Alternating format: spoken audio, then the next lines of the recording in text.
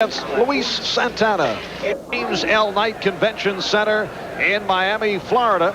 And we are awaiting the appearances of Luis Santana and Milton MCCRORY. And here comes Santana as we close in on this junior middleweight bout that is scheduled for 10 rounds. Santana out of the Dominican Republic, now living in Hawthorne, California.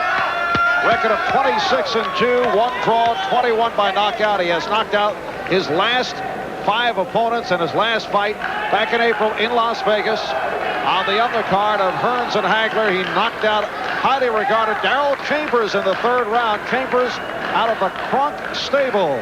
And so Milton MCCRORY, who is casually making his way to the ring, vowed earlier in his chat with the fight doctor that he wants to avenge that knockout, doing it for his friend Darrell Chambers. So here is Milton MCCRORY, the WBC welterweight champion, going today as a junior middleweight in a non-title bout. We'll be back with the fight. Both fighters are in the ring and ready to go. Let's go to the ring announcer. Here is Frank Freeman. Good evening, boxing fans. Another top-ranked Walter Alvarez sports presentation under the supervision of the Florida Athletic Commission, Robert Shevin, Chairman, Commissioner in Charge, Jim Resnick, Administrative Assistant, forgot his name. It's beautiful. Sid Gersh, I remembered the name. Little stand-up here by Frank Freeman. The officials assigned by the commission are doctors at ringside, Doctors Ed Kotler and Chief Medical Examiner Theodore Struhl. Timekeeper Sam Guralny, counting for the knockdowns, Ron Daber. Judging Ed Levine, Al Walensky, the referee, Eddie Ecker. And the principals.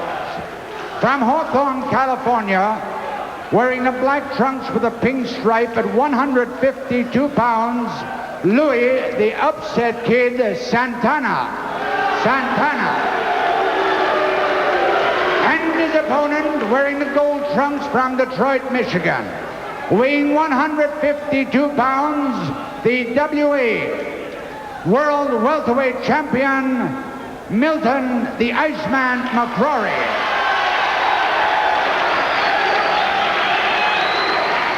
They call him the Iceman because of his coolness in the ring. That with apologies to George Gervin of the San Antonio Spurs. Keep those punches up.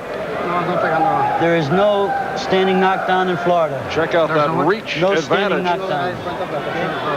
3 knockdowns in any round ends the bout. Shake hands, gentlemen. Good luck to you. Referee Eddie Eckert, the judges Ed Levine, Al Walensky, scoring on the 10-point must system under the State of Florida Athletic Commission. And the scoring handled by the referee and 2 judges. Bell does not save the fighter except in the final round. As you heard, 3 knockdown rule is in effect. There's a mandatory 8, but no standing 8. It is scheduled for 10 rounds. Milton MCCRORY, who has been very loose in approaching this bout. It is a non-title affair. MCCRORY, 23 years old, out of Detroit, Michigan, against the 25-year-old Luis Santana, now living in California, out of the Dominican Republic. Santana taking chances right off the bat. Well, he's coming in taking a heck of a chance. He wants to put some hurt on MCCRORY. MCCRORY trying to figure him out, just trying to drop a good counterpunch in. MCCRORY has specialized in early knockouts. His theory, many fighters make their mistakes early because they're not loosened up and they can be caught. He doesn't look sensational usually, but seems to do everything right, very quick and with excellent speed. Difference in body types evident if you can see on your screen. One man very thick up top, very big. MCCRORY very thin all the way up. And MCCRORY at 6'1" is the taller man. His jab and long right, usually his best weapons. And although he has the knockout record, he's not noted for one-punch knockout power. Seems to rely on his height, slip punches, and at times can be hit with wild attempts, as Colin Jones demonstrated. Well, this guy he's fighting today has got KO power. He's got 20 knockouts to his credit. And he's already throwing something very heavy at this first round. He's not holding back. They have not landed. McCrory, the superior boxer, figures to outbox him.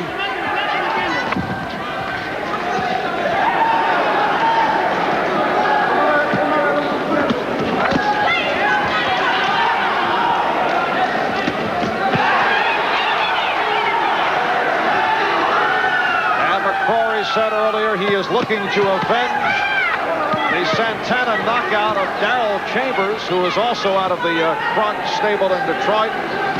Santana stopping Chambers in their last bout back in April. Act clean.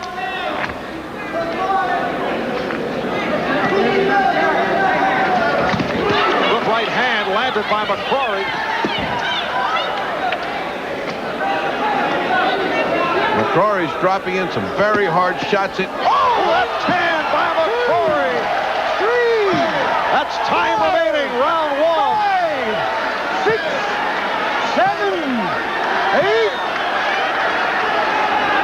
That's surprise Santana.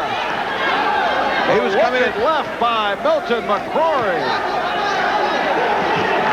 Final seconds. First round.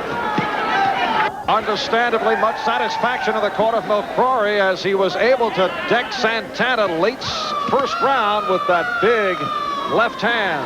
That's what looked like it was going to happen because of the counter-punching abilities of McCrory and because Santana was very reckless and careless in gambling.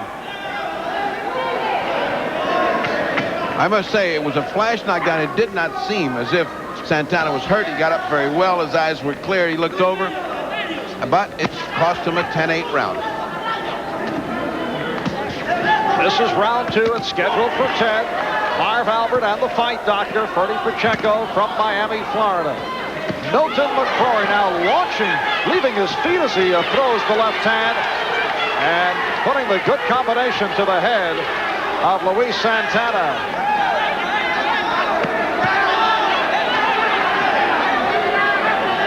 Now remember, McCrory said he doesn't want to knock him out. He wants to give him a little whipping first, teach him a lesson for what he did to Darrell Chambers.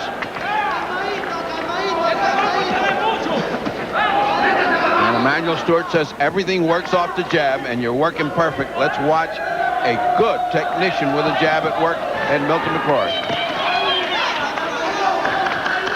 Milton McCrory will be defending his 147-pound welterweight title mid-July against Carlos Trujillo, who is on hand to check out this fight.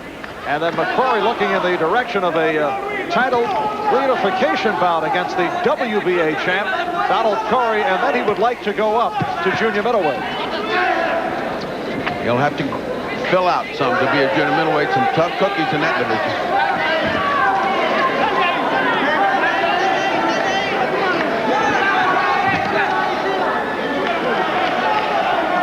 Santana showing some ring experience, and you can see McCrory's trying to land that right hand. Just when he goes to trigger it off, Santana attacks or moves out of there.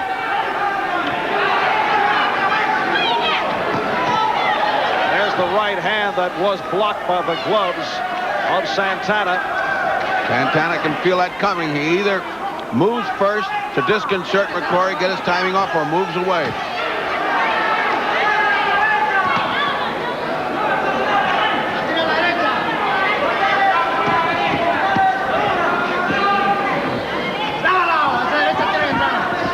On 20 seconds to go in the second round. Milton McCrory 25-0, one draw, that in his first of 2 matches with Colin Jones. McCrory won his first 17 pro fights by knockout, 7 in the first round. There's a break in the action. It appears that he's hurt his hand, if not broken it. He says he is telling Montoya that he has hurt his hand, that he can't go on. Santana's claiming his hand is broken. He just can't throw it. And there's the referee, Eddie Eckert. And they're calling for the ringside physician. That's Jimmy Montoya, the trainer of Luis Santana. That's Dr. Theodore Struhl from the Miami Commission examining him. He's looking at the clavicle. He's looking at the collarbone. He's not looking at his hand. And they've called it. It's all over.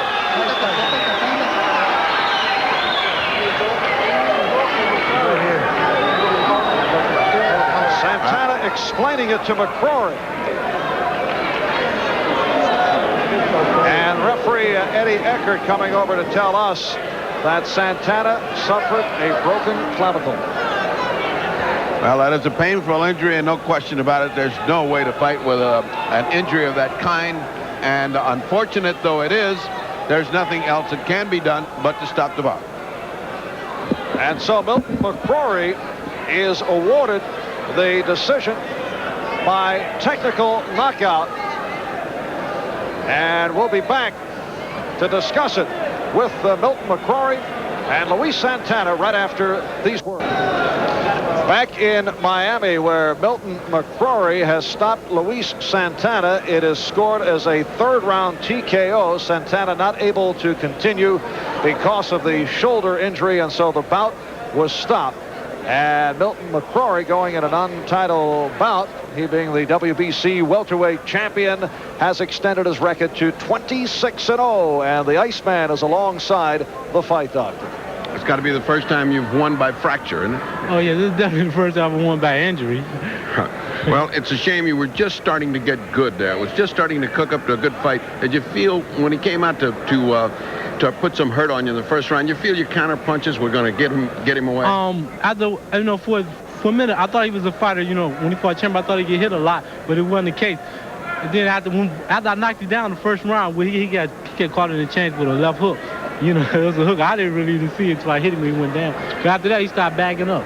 Emmanuel Stewart, you took a great gamble to come in here with a kid that can punch as hard and have a title fight. How did you feel about your gamble now? Well, I think that Milton was very inactive in 1984, and I think that it was a gamble, but it's something, if he's going to be a fighter, he's going to have to get back active. And this is something that I think more champions need to do. Instead of just waiting on championship fights, you got to fight non-title fights or whatever. But I feel that Milton is one of the most underrated fighters in boxing. I feel that, to me, he's another Carlos Monzon. And only after years have went by and you see the guy continually winning will people begin to appreciate his talents.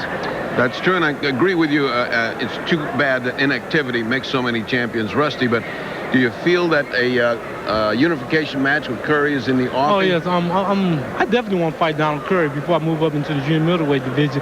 There's talk that Milton McCrory is scared of Donald Curry. It's not true. I want the little cow out of Texas come on and fight. All right. Thank you very much. And now back to Marv Albert at ringside. All right, Ferdy.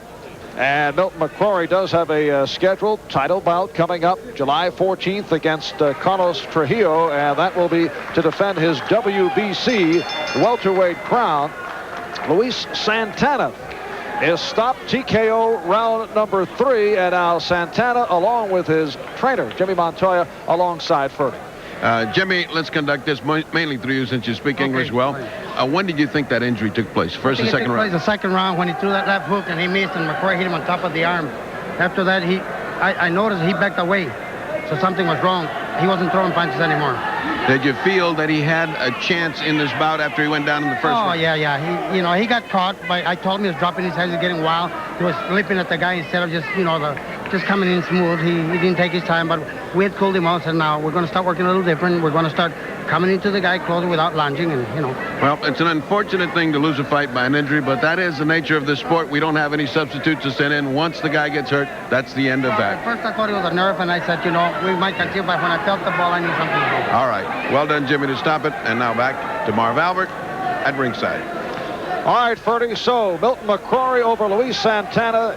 TKO round number 3 here in Miami. Now, For officials, you can't go into a Latin atmosphere, have 3 Latin judges, a Latin referee, and think you're going to get a fair call. There's just no way you're going to do that. And when Rocky Lockridge objected, his management objected, they put a Canadian in.